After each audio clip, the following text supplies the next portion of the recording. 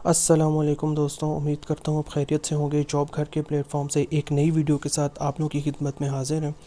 ناظرین، آج کے اس نفسا نفسی دور کے اندر جہاں انسان بہت سی برائیوں کا شکار ہے، بہت سے گناہوں میں مبتلا ہے، وہاں ایک ایسا گناہ ہے جو ہم محسوس بھی نہیں کرتے کہ وہ گناہ ہو رہا ہے، لیکن ہم سے وہ گناہ ہو رہا ہوتا ہے، اور وہ ہے ماں باپ کی نافرمانی۔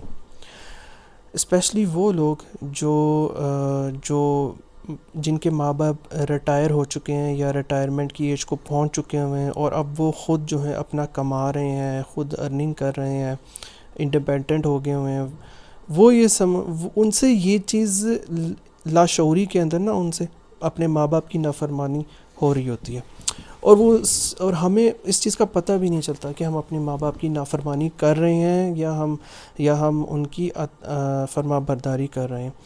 تو یہ ایک ایسا لاشعوری قسم کا گناہ ہے جس کو شاید ہم گناہ نہیں سمجھتے۔ ایک بندہ نماز نہیں پڑھ رہا، اس کے دل میں احساس ضرور ہوتا ہے کہ میں نماز نہیں پڑھا، اور اس کو گناہ بھی سمجھتا ہے کہ میں نماز نہیں پڑھ رہا، میں فرض نہیں ادا کر رہا۔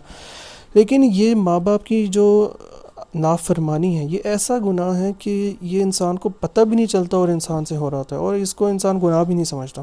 تو یہ بہت خطرناک چیز ہے، بہت خطرنے کی چیز ہے کہ آپ کو پتہ بھی نہیں چل رہا ہو اور آپ یہ گناہ کر رہے ہو۔ تو اس سلسلے میں کچھ احادیث آپ لوگوں سے عرض کرنی ہے۔ حضرت ابو ہریرہ رضی اللہ تعالیٰ سے روایت ہے کہ رسول اللہ صلی اللہ علیہ وآلہ وسلم نے ارشاد فرمایا کہ مسلمانوں، اپنے والدین کے ساتھ نیکی کا برتاؤ کرو تاکہ تمہاری اولاد بھی تمہارے ساتھ نیکی سے پیش آئے۔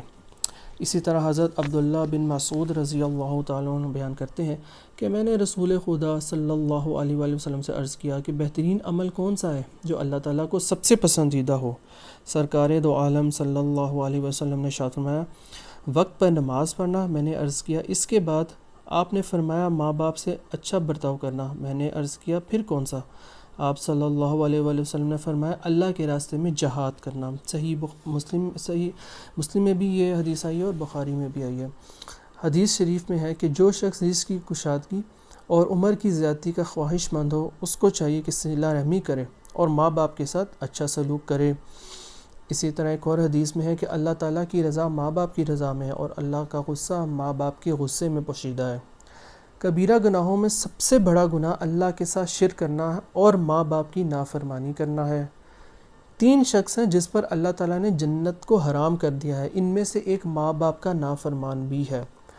ہر گناہ کے بدلے میں عذاب اور ہر جرم کی گرفت کو مؤخر کیا جا سکتا ہے، لیکن ماں باپ کی نافرمانی کا گناہ ایسا سخت ہے کہ اس کا مواخذہ مرنے سے پہلے ہی کر لیا جاتا ہے۔ اللہ تعالیٰ سب کی حفاظت فرمائے۔ اسی طرح ایک اور حدیث ہے کہ باپ کے دوستوں کے ساتھ نیکی سے پیش آنا خود باپ کے ساتھ نیکی سے پیش آنا ہے۔ جو آدمی اپنے ماں باپ کے مرنے کے بعد ان کا قرض ادا کر دیتا ہے اور ان کی مانی ہوئی بات پوری کر دیتا ہے، وہ اگرچہ زندگی میں ان کا نافرمان رہا ہو، پھر بھی وہ خدا کے نزدیک ان کا فرما بردار سمجھا جائے گا۔ اور جو آدمی اپنے ماں باپ کے مرنے کے بعد نہ ان کا قرض ادا کرتا ہے، نہ مانی ہوئی منت کو پورا کرتا ہے، وہ اگرچہ زندگی میں ان کا فرما بردار بھی رہا ہو، پھر بھی خدا کے نزدیک ان کا نافرمان سمجھا جائے گا۔ اسی طرح ایک اور روایت ہے، بحر بن حکیم رحمۃ اللہ علیہ اپنے باپ سے، وہ اپنے دادا سے یوں روایت کرتے ہیں کہ میں نے رسول اکرم صلی اللہ علیہ وآلہ وسلم سے دریافت کیا کہ احسان کا معاملہ کس کے ساتھ کروں؟ آپ صلی اللہ علیہ وسلم نے فرمایا کہ اپنی ماں کے ساتھ کر۔ میں نے پوچھا کس سے نیکی کروں؟ فرمایا اپنی ماں کے ساتھ کر۔ میں نے تیسری مرتبہ پھر یہی سوال دہرایا تو آپ صلی اللہ علیہ وسلم نے فرمایا کہ ماں کے ساتھ۔ میں نے چوتھی مرتبہ پھر پوچھا کس سے بھلائی کروں؟ تو آپ صلی اللہ علیہ وآلہ وسلم نے فرمایا باپ کے ساتھ، پھر جو قریبی رشتہ دار ہوں وہ مقدم ہے۔ حضرت ابن عباس رضی اللہ تعالیٰ فرماتے ہیں کہ جس مسلمان کے ماں باپ مسلمان ہے اور وہ صبح و شام اجر و ثواب کی نیت سے ان کی خدمت میں سلام مذاق پشتی کے لیے حاضر ہوتا ہے، تو اللہ تعالیٰ اس کے لیے جنت کے 2 دروازے کھول دیتا ہے، اور اگر والدین میں سے ایک ہے تو جنت کا 1 دروازہ کھول دیتا ہے، اور اگر دونوں میں سے کسی ایک کو اس نے خفا کر دیا ہے اور غصہ دلا دیا ہے، تو جب تک وہ راضی اور خوش نہ ہو جائے اللہ تعالیٰ بھی خوش نہیں ہوتا۔ حاضرین میں سے کسی نے کہا یعنی اگرچہ اگر ماں باپ اس پر ظلم کریں، تو جواب میں کہا گیا ہاں اگرچہ وہ دونوں اس پر ظلم کریں پھر بھی آپ نے اپنے ماں باپ کو خوش ہی رکھنا ہے۔ نبی کریم صلی اللہ علیہ وآلہ وسلم کا ارشاد ہے کہ وہ آدمی ذلیل ہو پھر ذلیل ہو پھر ذلیل ہو۔ لوگوں نے پوچھا اے خدا کے رسول صلی اللہ علیہ وآلہ وسلم کون آدمی؟ آپ صلی اللہ علیہ وسلم نے فرمایا وہ آدمی جس نے اپنے ماں باپ کو بڑھاپے کی حالت میں پایا، دونوں کو پایا یا کسی ایک کو، پھر ان کی خدمت کر کے جنت میں داخل نہ ہو۔ حضرت ابن عباس رضی اللہ تعالیٰ سے روایت ہے، نبی اکرم صلی اللہ علیہ وسلم فرماتے ہیں کہ جو نیک اولاد بھی ماں باپ پر محبت بھری ایک نظر ڈالتی ہے تو اس کے بدلے خدا اس کو ایک حج مقبول کا ثواب بخشتا ہے۔ لوگوں نے پوچھا اے خدا کے رسول اگر کوئی ایک دن بھی 100 بار اسی طرح کی رحمت و محبت کی نظر ڈالے، تو آپ صلی اللہ علیہ وسلم فرمایا جی ہاں اگر وہ کوئی 100 بار بھی ایسا کرے تب بھی اللہ تمہارے تصور سے بہت بڑا ہے اور تنگ دلی جیسے عیبوں سے بالکل پاک ہے۔ صحیح مسلم میں یہ حدیث ہے۔ ایک شخص حضور صلی اللہ علیہ وسلم کی خدمت میں حاضر ہوا اور عرض کیا یا رسول اللہ صلی اللہ علیہ وسلم میرے پاس مال ہے، میرے باپ کو میرے مال کی ضرورت ہے۔ تو آپ صلی اللہ علیہ وسلم نے فرمایا کہ تمہارے مال اور تمہارے اپنے والدین کے لیے ہو، بے شک تمہاری اولاد تمہاری پاک کمائی ہے، اس لیے تم اپنی اولاد کی کمائی سے بلا تکلف کرو۔ ابن ماجہ اور ابو داؤد میں یہ حدیث ہے۔